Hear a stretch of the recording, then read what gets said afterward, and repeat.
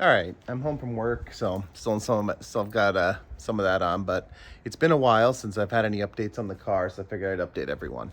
So first off, I have installed right over here a E80 ethanol sensor, so an ethanol content sensor. What that's gonna do is tell the ECU how much ethanol versus gasoline, so the ethanol percentage for E85. What that'll allow me to do is when it's not a critical competition or I'm just out for a drive, it'll let me put pump E85 or even 91 or 93 octane fuel in here to run if I need to. A couple advantages of that. One is I can run 93 octane every once in a while just to clean out the system. Two, if I'm out for a drive, driving around, I don't have to burn up the expensive VP C85 in the back there. I can just use pump E85. Or if I'm just running low. And then also, like, if I'm going out for a track day or whatever, I don't have to worry about transporting as much fuel as I would otherwise if I had to make sure I had enough for every eventuality. So moving on from there, there's some other stuff going on, and part of my garage being a complete mess. So in here, you can notice the seats are pulled out. Well, there's a couple reasons for that. One of them is that I'm in the process of wiring for that E85 sensor, and it's a lot easier to get into this footwell without the seat in. As you can see, it's a lot more room, but there's a problem.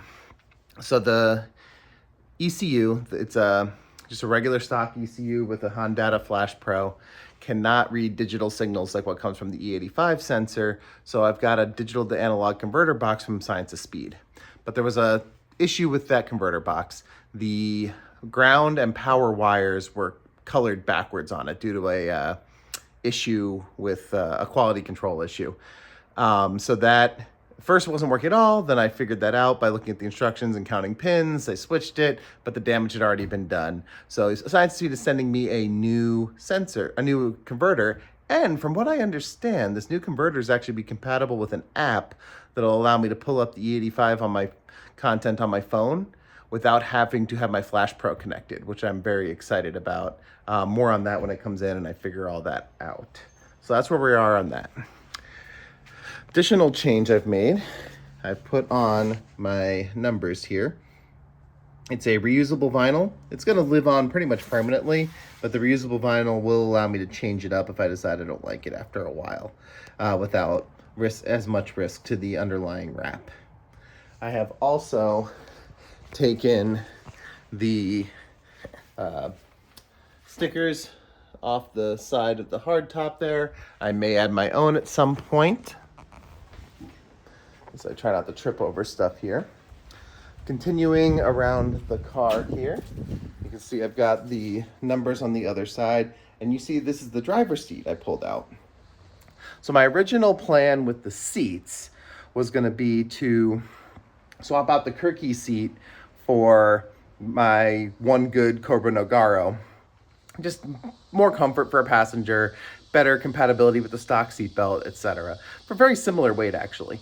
But the issue I ran into was the Kirky base doesn't work with the Cobra seat, and the PCI base is for a pre-2006 S2000, so it doesn't fit. I ordered 2 weeks ago a 2006 plus seat base for the passenger side from PCI, but it was back ordered. They're hoping to finish it this week and get it sent out. So I'm hoping to get it installed late next week in time for an autocross next weekend, but we'll see. Some other things that have changed on the car. Can't really see them back there in the back because it's too cluttered right now, but I took off some of the stickers from the previous owner and put on some of my own. Now inside the house, I have another Cobra Nogaro I ordered. Now the original plan is I was gonna keep using this Sparco QRTR seat, but I discovered something when I pulled it out to adjust its recline and give myself more room to work on the car, well, in the footwell. As I come down here, you will see there are relief cuts here. Well, not relief cuts, but clearance cuts cut into the seat. Kind of hard to see. I'll include some photos there. I'll include some photos in with it, and there you can see it a little better through there. So the person who installed this, which was not the previous owner, someone installed it for him, cut it to make room for these bolts. Now, and get it lower. If this was an aluminum seat, I might be okay with that, but this is a fiberglass seat. So in my opinion, this makes the seat structurally unsound and therefore unsafe. So I am not going to reuse this seat. I might turn it into a gaming chair for my wife. She's big into gaming or something like that. Not entirely sure yet, but I have another Cobra Nogaro. It's going to go on the PCI rail that's on this seat here and get mounted in the driver's seat. I'm just going to go to the two Cobra Nogaro setup like I had on the old car. They're comfortable. They work great with the stock seat belts because, as you can see, I've not done a roll bar for a harness. What all still needs to be... Oh, before I go on to what else needs to be done, I got 2 more sets of Apex wheels in. They're all this style here. They're 18 by 11, just like the ones that came on the car that have the 315 Hoosiers on them. This set, I put a set of 285 30 18 Continental ECS, Extreme Contact Sport. Very good tire for street use, very good tire in the rain for both autocross and track days. So it's gonna be my street/rain tire. Back over here behind the flag there, I've got another set that are gonna get a set of 285 30 18 Goodyear Supercar 3Rs. Those are gonna be my dry track tires, and they're very fast track tires. But because this diff is tuned for the Hoosiers, I wanted something that was very close to it. So I'm spending a little more than I did, a lot more than I would on something like a Kuma V730 or a Nankang CRS, but it'll give me a tire with characteristics a little closer to the Hoosiers, which will work well with the custom tuned diff and the custom tuned suspension and just keep everything all nice and happy. So, and that does something interesting for me also. So this car with the top off weighs 2560. With the top on weighs about 2,600 pounds. Plus my 200 and right now 35, sometimes down to 225 pound weight gets me up obviously a bit heavier. So for track use, it's gonna have the hard top on. So 26 plus my weight gets me to 2830, call it on average, which gives me about an 11.2 power to weight ratio. Why is that important? Well, for Albuquerque Super Lap, which I am gonna take this back to at least once, probably a couple times, the class I was running in the old car has a minimum power to weight of 10. This is 11.2, so plenty of overhead. But they also have another thing with the tires. Anything wider than a 275, you subtract 1 from your power to weight for every 10 millimeters. So the 285s could be down to 10.2, which allowed me to max out the points for the class and have a very fast car. Hopefully, hoping to be under a minute 30. My previous best in the old car was 130.8.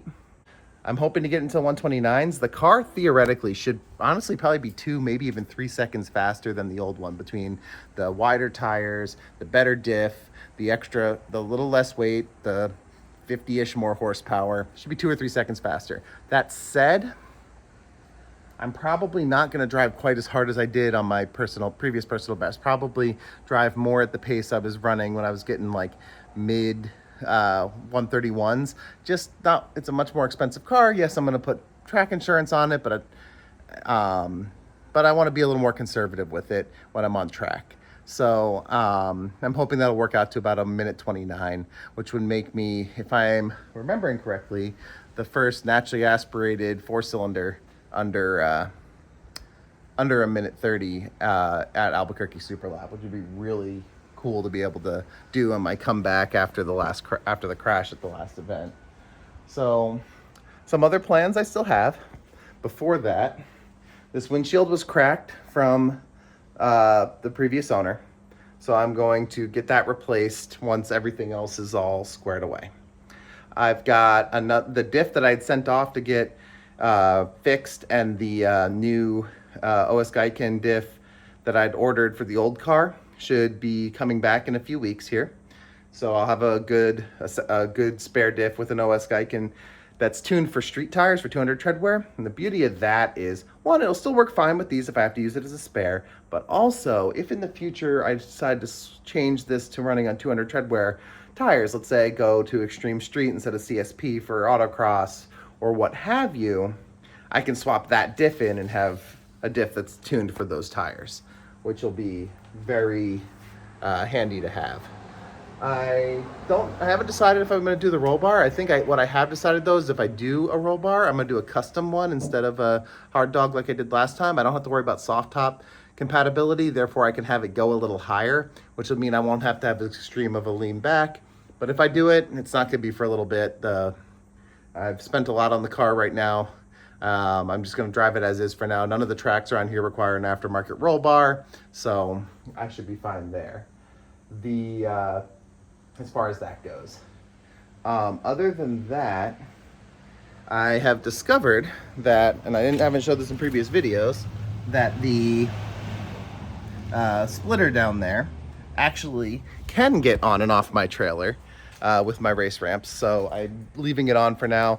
Once it's all set up to drive on the street, I'm gonna take it off for street driving just to protect it. But for just loading and unloading, for going to track days and autocross stuff, I'm just gonna leave it on. It's gonna make life easier. So I can prep by swapping on whichever wheels I want for the event and installing this ahead of time, which will allow me to save time at the track and such. But anyway, that is the update for the car up to this point. Hopefully over the next week or so, I'll get the seats back in, I'll get all the parts in for that, I'll get the flex fuel sensor running properly and be ready to go.